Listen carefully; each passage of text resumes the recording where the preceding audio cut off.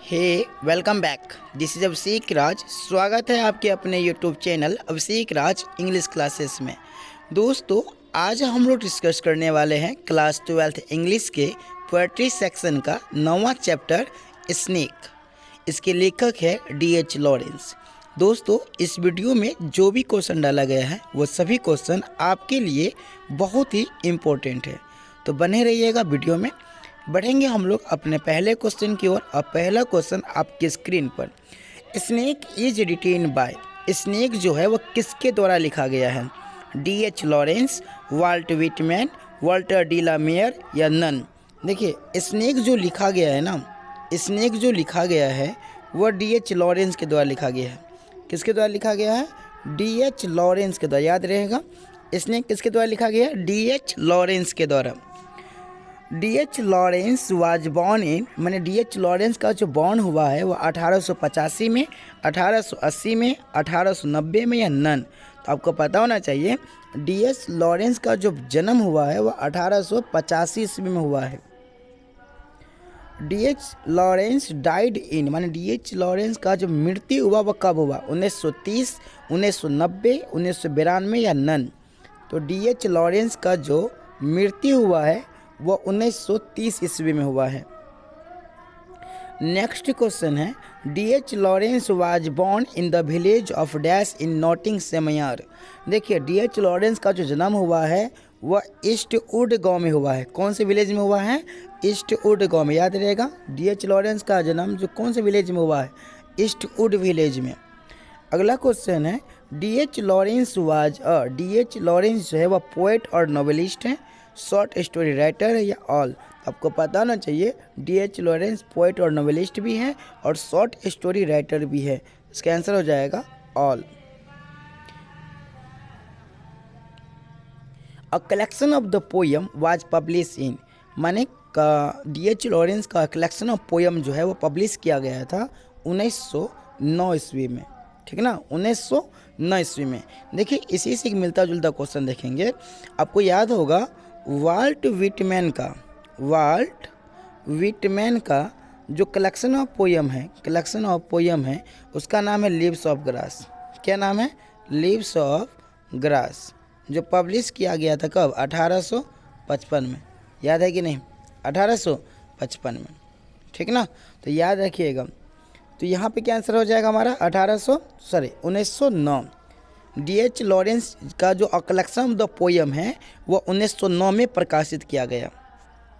The white peacock is written bye, ध्यान रखिएगा, peacock खाली बोले कि पीकॉक किसने लिखा? पीकॉक किसने लिखा? तो इसका आंसर हो जाएगा अनीता देसाई। अनीता देसाई। ठीक ना, लेकिन यहाँ है हमारा आंसर वाइट पीकॉक। तो ये किसने लिखा? D.H. लॉरेंस। किसने लिखा? D.H. लॉरेंस। याद रखिएगा, पीकॉक बोलेगा तो Anita Desai, white peacock D.H. Lawrence. The white peacock was publish in, white peacock कब पब्लिश किया गया? तो 1911 ईस्वी में। 1911 ईस्वी में। Sons and lovers is written by, किसने लिखा? तो ये D.H. लॉरेंस ने लिखा है। सन्स एंड लवर्स किसने लिखा? D.H. लॉरेंस ने लिखा है। और सन्स एंड लवर्स को कब पब्लिश किया गया है? तो ये किया गया 1913 ईस्वी में। 1913 में। देखिए, इसका भी ट्रिक है, कलेक्शन ऑफ पोयम जो है इनका, कलेक्शन ऑफ पोयम ध्यान रखिएगा, वो 1909 में। अभी हमने जस्ट पढ़ा था, इसके पीछे जो था वह था द वाइट पीकॉक, वह 1911 में। और सन्स एंड लवर्स तो वह बोल रहा है 1913 में। मतलब 2 साल का क्या है? गैप है।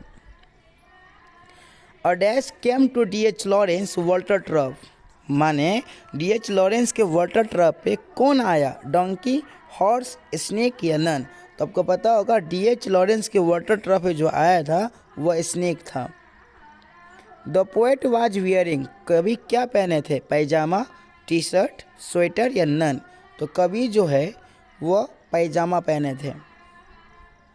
The poet had gone to the water trough to drink, कभी जो है वाटर ट्रफ पे क्या पीने गए थे, तो आपको पता होगा वाटर, है ना, वाटर पीने गए थे वो।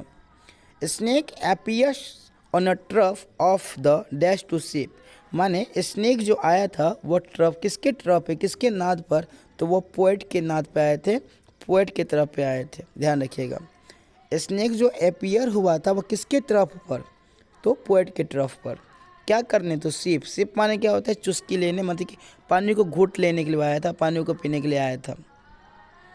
The speaker had a desire to talk, माने कवि को किससे बात करने की इच्छा हुई, वॉल्फ, डॉग, स्नेक या नन, तो वो स्नेक से बात करने की इच्छा हुए थे।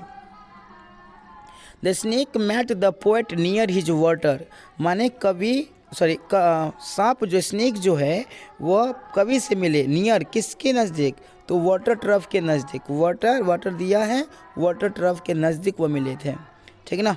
सभी क्वेश्चन दोस्तों बहुत इंपॉर्टेंट है, बस ध्यान से देखिए, और जो क्वेश्चन याद नहीं है उसे ज़रूर याद कर लीजिए, आपके एग्जाम में हूबहू क्वेश्चन यही आने वाला है, ठीक ना। बस मन से इस तरह पढ़ते रहिएगा। देखिए मैं एक शायर बोलना चाहता हूँ इस जगह पे, अगर आप डीमोटिवेट हो रहे हैं, बोलता है दुनिया में कुछ भी कठिन नहीं, दुनिया में कुछ भी कठिन नहीं, तू जरा सब्र तो रख, दुनिया में कुछ भी कठिन नहीं, तू जरा सब्र तो रख, ख्वाब बदलेंगे हकीकत में, ख्वाब बदलेंगे हकीकत में, तू जरा मेहनत तो कर, ठीक है। तो आप बस मेहनत करते रहिए, जो आप सपना देख रहे हैं वो सपने भी सच होंगे, ठीक है ना। तो the snake met the poet near his water trough, तो स्नेक जो मिला है, स्नेक जो मिला है पोएट के कहाँ, वाटर ट्रफ पे। अगला question, the snake seemed like a, snake को लगता है कि वह वनवास में है, एग्जाइल में है, तो कैसे, किंग की तरह, जिस प्रकार राजा जो है वनवास में, राजा जो है वनवास में रहता है, उसी तरह ऐसे लगता है स्नेक जो है वह वनवास में राजा की तरह जी रहा है। A dash is mention in the poem snake, माने आपको देखे होंगे स्नेक कविता में कौन सी ट्री का वर्णन किया गया है, कौन सी कविता का कौन सी ट्री का मेंशन किया गया है, neem tree, carob tree, mango tree या नन, तो आपको पता होगा वो था कैरोब ट्री। ये बहुत इंपॉर्टेंट है आपके लिए, ये बहुत ही आउट क्वेश्चन है, VVI क्वेश्चन है, याद कर लीजिएगा। स्नेक जो निकलता है ना वो कैरोब ट्री के जड़ से ही निकला था, तो ध्यान रखिएगा। स्नेक कविता में कौन सी ट्री का वर्णन किया है, कैरोब ट्री का, कौन सी ट्री का, कैरोब ट्री का। इटाना इज इन, इटाना इज इन में, इटाना जो है वो कहाँ है, सिसिली में, ठीक है। अब देखिए इसमें ट्रिक देता हूँ, देखिए ट्रिक का कोई नियम कानून नहीं होता, बस आपको याद होना चाहिए। देखिए ट्रिक है, इसको पढ़िएगा, इटाना नहीं, इसको पढ़िएगा एटाना, बस उसको बोलते हैं एटाना, एटाना माने लोग क्या बोलता है इसको, एटाउन, इसमें एटाना माने एटाना सिसिम, एटाना कथी, सिसिम, एटाना सिसिम, याद रहेगा। इटाना सिसिली, एटाना सिसिली, सिसिली में से किसी प्लेस का नाम है, ध्यान रखिएगा। तो एटाना सिसिली में। In dash it is believe that a black snake if seen anywhere must be killed, तो ध्यान रखिएगा, ऐसा माना जाता है कि जहीं भी अगर ब्लैक स्नैक दिखे तो उसे मार देना चाहिए, है ना।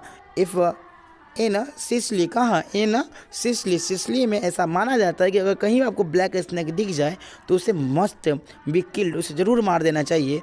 तो जहाँ भी अगर आपको स्नैक दिख जाए, स्नैक जल जाए, तो वहाँ सिसिली होगा, क्या होगा, सिसिली होगा, ध्यान रखिएगा।